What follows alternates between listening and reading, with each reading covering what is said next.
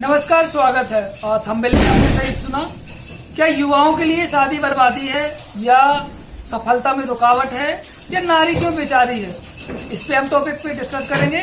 हमारी जो ऑडियंस है उसमें से 60% महिलाएं अर्थात नारी शक्ति देखती है और 40% पुरुष देखते हैं। तो हमारा कर्तव्य बनता है कि महिलाओं के लिए टॉपिक लाया जाए जिससे महिला सशक्तिकरण हो, महिलाएं पावरफुल बने। तो आज का हमारा टॉपिक है कि नारी को सशक्तिकरण अर्थात नारी को मजबूर से मजबूत क्यों होना चाहिए।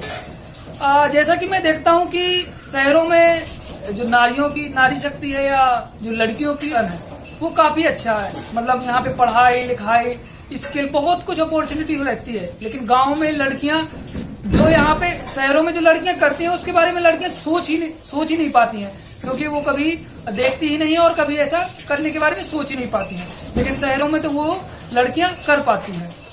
जैसा कि हम देखते हैं कि 20 साल सरकार ने तो गवर्नमेंट ने 21 साल लड़कियों की एज कर दी है शादी की, लेकिन फिर भी 21-22 साल में पूर्ण डेवलपमेंट नहीं होता है। क्योंकि किसी भी आप फील्ड में देख लीजिए, स्पोर्ट्स की फील्ड में, बिजनेस की फील्ड में या डॉक्टर इंजीनियर, जो भी आप किसी भी सेक्टर में देख लीजिए, उसमें से जो डेवलपमेंट होता है वो 20 से 30 के बीच में होता है। समथिंग डेवलपमेंट करते करते 24-25 साल तो एक नॉर्मल एज हो जाती है मीडियम लोगों के लिए। तो अगर उस बीच अगर आप 21 से 22-23 में शादी हो जाती है लड़कियों की, तो वो ग्रोथ रुक जाती है, क्योंकि वह उस समय क्या करने लगती है, फैमिली की देखभाल करने लगती है और वह अपने फैमिली के बारे में सोचने लगती है।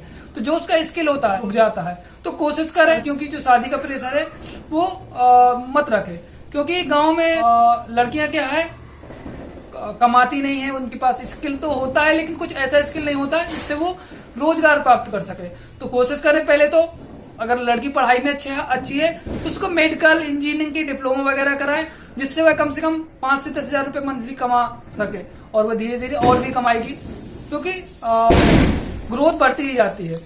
और इसके अलावा आप कोशिश करें कि जो आप एक हमारे यहाँ समाज में कुप्रथा होती है दहेज, तो जो दहेज आप 2 लाख 4 लाख देना चाहते हैं उसका कोशिश करें 20% 40% उसको स्किल बनाने के लिए पढ़ाई में। जैसे मान लीजिए आप 2 लाख रुपए खर्च करना चाहते हैं तो उसको शादी में ना खर्च करके जो दहेज के रूप में आप देना चाहते हैं उसको आप दें उसके स्किल के लिए, उसके डिप्लोमा के लिए, मेडिकल के डिप्लोमा के लिए, इंजीनियरिंग डिप्लोमा के लिए। या पढ़ाई में लड़की अच्छी नहीं है तो उसको आप सिलाई कढ़ाई ब्यूटी पार्लर का कोर्स और जो भी होते हैं, सिंगिंग में अच्छी है तो सिंगिंग के लिए उसकी क्लासेस लगवाएं। इसके अलावा जो भी है, ड्राइंग में अच्छी है तो ड्राइंग के लिए लगाएं।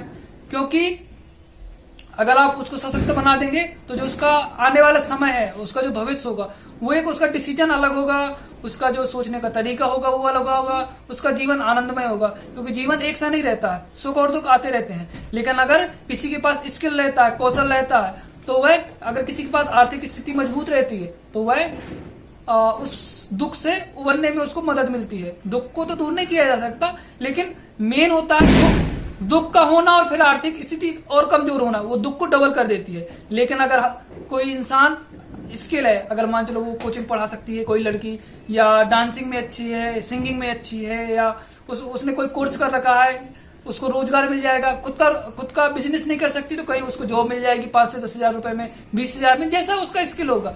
तो अगर भविष्य में उसको कोई दुख आया है, कोई परेशानी आई है, तो आर्थिक स्थिति से अगर मजबूत रहेगी तो वह स्ट्रांग हो जाएगी और उसको दुख से लड़ने की क्षमता रहेगी, शक्ति रहेगी। तो कोशिश करें लड़कियों को दहेज न देके उसको पहले क्या करें, सशक्त बनाएं, शक्तिशाली बनाएं। अगर आप मेरे फॉलोवर हैं, अगर ये चीज पसंद आ रही है तो कोशिश करें, एक तो दहेज किसी को देना, दहेज क्या है, कुप्रथा है, और दहेज के कारण न जाने कितने परिवार, न जाने कितनी बेटियां फांसी लगा लेती हैं, न जाने कितना परेशान होती है, न जाने कितना टॉर्चर सहना पड़ता है। तो एक नए नजरिए के साथ दहेज एक कुप्रथा है, तो शपथ ले कि न तो दहेज देंगे और न तो दहेज लेंगे। दूसरा, कोशिश करें जहां भी आप शादी में जा रहे हैं, जो भी आपके फैमिली रिश्तेदार हैं, वहां भी कोशिश करें कि न दहेज लेंगे और न दहेज देंगे। तो ऐसा अगर आप एक सर्कल तैयार करते हैं तो ये एक सामाजिक कुप्रथा धीरे धीरे समाप्त हो जाएगी। आप दहेज बिल्कुल न दें, ये शपथ ले लें। मेरी वीडियो अगर सुन रहे हैं, और जो आप इन्वेस्ट करना चाहते हैं, किसमें इन्वेस्ट करना चाहते हैं, शादी के दहेज में, मैं बार बार बोल रहा हूं, उसको लड़की के पढ़ाई में खर्च करें, लड़की को सशक्त बनाएं, लड़की को स्किल सिखाएं, और जब वो सशक्त बन जाएगी तो ऑटोमेटिक बहुत अच्छा हो जाएगा। बहुत सारे फैमिली है, बहुत सारे ऐसे परिवार हैं, बहुत सारी ऐसी माएँ हैं जो पुअर फैमिली से थी, गरीब फैमिली से थी। पूरा जिंदगी उनका दुख में बीतता है, कोई डिसीजन नहीं ले पाती है, कोई निर्णय नहीं ले पाती है। छोटी छोटी बातों में फैमिली मेंबर से पूछना पड़ता है, पुरुषों से पूछना पड़ता है, और कई अच्छे आइडिया और अच्छी समझ देने के बावजूद भी उनकी चलती नहीं है। तो ये सब अगर आपके साथ हुआ है, उन सब के बावजूद भी वो महिलाएं अपनी लड़कियों की शादी करती हैं, है ना। तो जो ऐसी महिलाएं हैं जिन्होंने ऐसा लाइफ ऐसी जिंदगी जी है, तो खासकर वो महिलाएं तो अपनी लड़कियों की शादी बिल्कुल नहीं करें जब तक लड़की सशक्त न हो जाए, जब तक लड़की कमाने न लगे, जब तक लड़की अपना खुद का बिजनेस न करने लगे, है ना। और दहेज बिल्कुल मत दे। जो इन्वेस्ट आप उसमें करना चाहते हैं वही इन्वेस्ट उसके विकास में करें, उसको सशक्त बनाए। और अगर ऐसा सशक्त बनाते हैं तो लड़की भी सुख में रहेगी, आप भी सुख में रहेंगे। और जब लड़की कमाएगी तो देश भी डेवलपमेंट करेगा, देश भी विकास करेगा। क्योंकि किसी भी देश की पॉपुलेशन 50% वुमेन की होती है, 50% महिलाओं की होती है। और अगर 50% जो जनसंख्या है वह काम नहीं करेगी या ऐसे ही रहेगी, तो उस देश का तो डेवलपमेंट कभी हो ही नहीं सकता, या होगा तो अधूरा होगा। तो भारत शक्तिशाली या विश्व गुरु कब बनेगा? तब बनेगा जब महिला और पुरुष एक साथ मिलकर काम करेंगे, एक साथ मिलकर मेहनत करेंगे और समानता का भाव आएगा। किसी भी प्रकार का ऊंच नीच नहीं रहेगा, किसी भी प्रकार का कुछ नहीं रहेगा। तो सभी को मौका दें। शहरों में बहुत सारा बदलाव आया है, जो मैंने आपको वीडियो में बताया वो सब मैंने देखा है।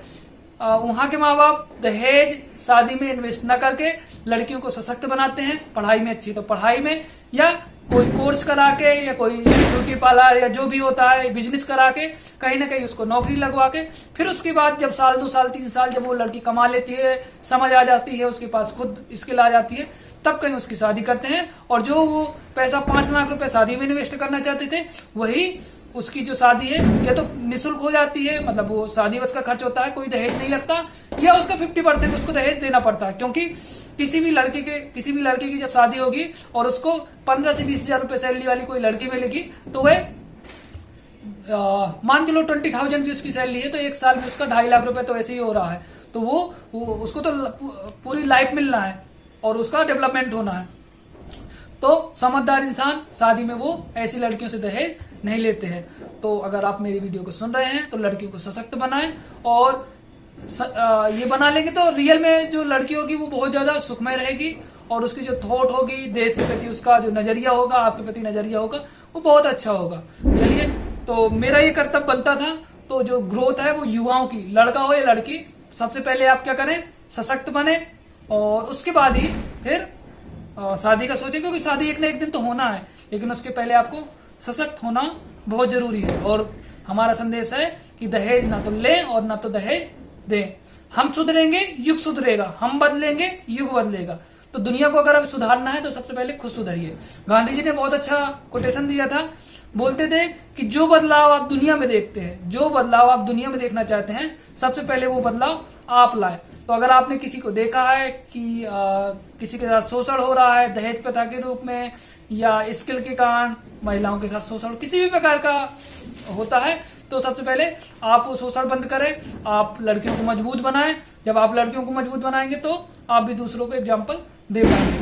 बहुत बहुत धन्यवाद वीडियो को सुनने के लिए। अगर अच्छा लगा हो तो इस वीडियो को ज्यादा से ज्यादा लड़कियों के माँ बाप तक पहुंचाएं, उन लड़कियों तक पहुंचाएं, जिससे शायद एक वीडियो उनकी जिंदगी को बदल दे, और जो उनको कम से कम 2 साल 3 साल का टाइम मिल जाए, समय मिल जाए, और वो भी सशक्त हो जाए। और भविष्य में, जैसे कि आपने एक छोटा सा एग्जांपल लास्ट में आपने देखा होगा कि कोई टीचर होगी महिला, या कोई किसी भी नौकरी में होगी, प्राइवेट में होगी या गवर्नमेंट में होगी, और कभी कंपेयर करना कि आपके फैमिली में वो जॉब में नहीं होगी, कोई भी हो सकता है आपका रिलेशन में, तो उसकी इज्जत अलग होगी उस फैमिली में, और जो जॉब में नहीं थी उसकी इज्जत अलग होगी, उसके जो निर्णय होंगे वो अलग होंगे। अगर वो 20,000 रुपए कमा रही है तो उसका जो घर में एक डिसीजन होगा, मतलब सही बात को रखने का, सही निर्णय लेने का, वो अलग होगा। लेकिन अगर कोई जॉब नहीं कर रहा होगा, या कोई किसी प्रकार के वो पैसे नहीं कमा रही होगी, स्किल नहीं होगा, तो उसका जो निर्णय होगा एक अलग होगा।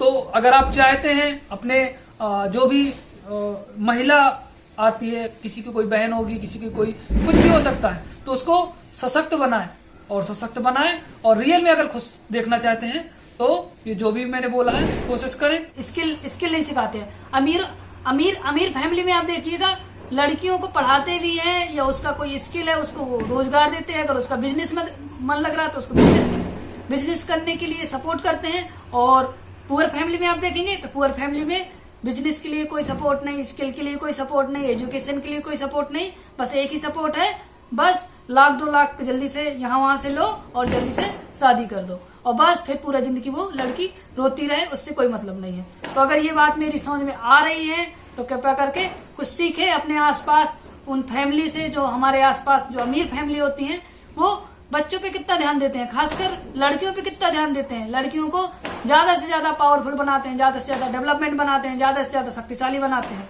और गरीब फैमिली में, मध्यम वर्ग की फैमिली में आप देखिए लड़कियों को बस एक ही काम है, जल्दी से उसकी शादी करो बस।